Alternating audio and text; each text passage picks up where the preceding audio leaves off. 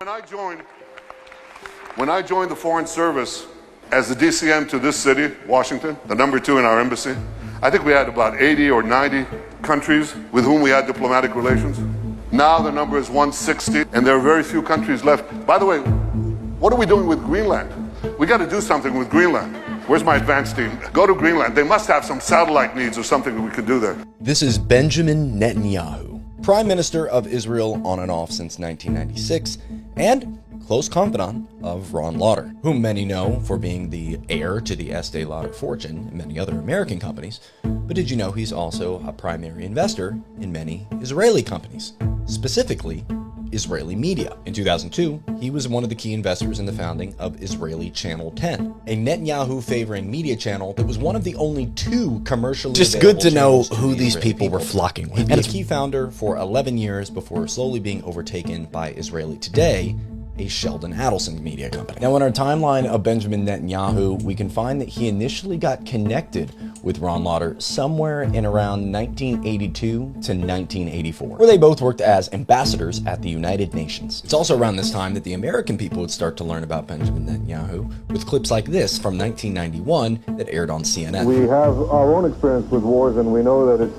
frankly not over until it's over. And within 4 years, by 1995, Netanyahu would begin running for Prime Minister of Israel, led by the expertise of Arthur Finkelstein, the man who, quote, saved Netanyahu's career and forever changed Israeli politics, who also choreographed campaigns for Ron Lauder when he attempted to run for New York City mayor in 1989. Netanyahu would win his bid for Prime Minister by a slim margin against Shimon Peres, who stepped in after the prior Prime Minister had been assassinated. Shortly after that win, there would be a celebration for Benjamin Netanyahu, hosted by Ron Lauder, and Lauder would soon serve on the board of peace between Israel and Syria, taking sensitive messages between the Syrian president and Israeli Prime Minister Benjamin Netanyahu, a man who's been receiving standing ovations from the U.S. Congress for over 3 decades. His Excellency Benjamin Netanyahu, Prime Minister of Israel. He's also someone who happens to be being sued by his own country. And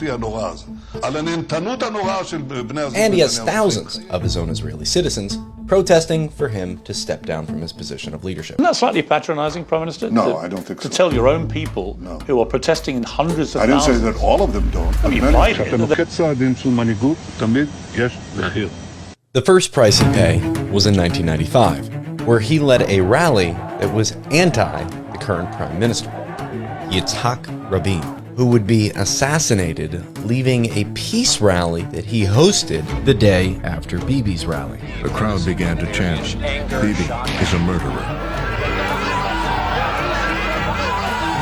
And in the decades that would follow, the price would only increase. Cases of money was given to Hamas under the request of Benjamin Netanyahu personally. More than 1 billion to be transferred to the hands of the Hamas. I wrote a book in 1995, and I said that if the West doesn't wake up to the suicidal nature of militant Islam, the next thing you'll see is bringing down the World Trade Center. A man whose political career would start in the 80s, but blossom after meeting one man. A man that would start the ripple effect that can still be seen today, with Bibi Netanyahu looking to purchase TikTok, calling it the 8th front of the war. Fight with the weapons. And the most important purchase that is going on right now is TikTok. TikTok, number one. We're in the fight of our lives, and this is how we will fight back. First, we must use social media.